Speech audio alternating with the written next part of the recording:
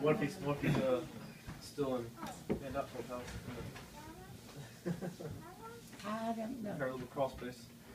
My grandfather, Elliot, whose picture is over there on the wall over there, he was born in 1837, and he and his brothers fought in the war between the states, which so many people call wrongly the Civil War. This country has never had a civil war, even though we're close to it right now, but there's never been one. That war of 1860s was war between the states because the southern states wanted to secede from the Union, and it was a war between the Confederates and the Federals, and that is not a civil war. Well, it was the War of Northern Aggression. You're right, that's a better name for it. Or the recent unpleasantness. The recent unpleasantness. Anyway, he married after he came back from the war. He was wounded in Mechanicsville, Virginia, and when he came back to Henry County, after a while he married, and he and his wife, his parents didn't have anything after the war to give him except they took a room off of their house.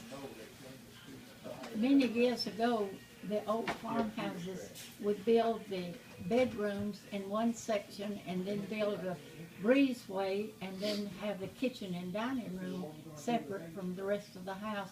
So they took the old dining room off of their house and rolled it down the hill to some land and let him start his married life off in this one-room house.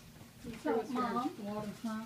so which room of grandmother's house was that? This is the house You that threw was it added down. on around. Yes, the living room. The living room was the room.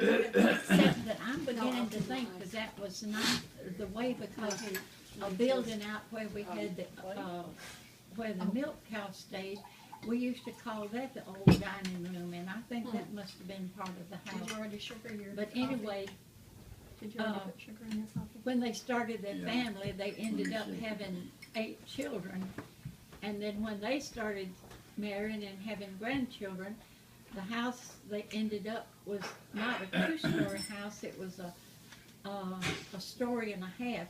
The attic was big enough that you could stand up in the middle of the room, and that's where he had an apple orchard across the road from the house, and he would gather the apples in the fall and put them up in this attic room, and he would tell the grandchildren that there were rawhides and bloody bones up there to keep them from going upstairs and bothering his apples. He would give them an apple, but he didn't want them going up and messing with them and bruising them and so forth. And even,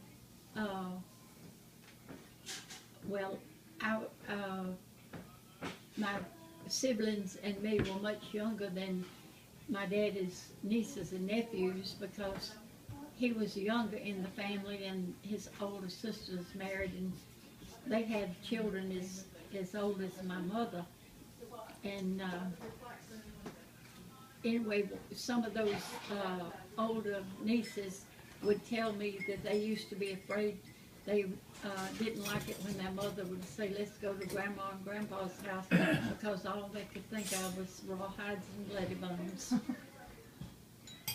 And then when the house burned down, Aunt Dot went over and invited him to go live at her house, which is that log cabin on my parents' road.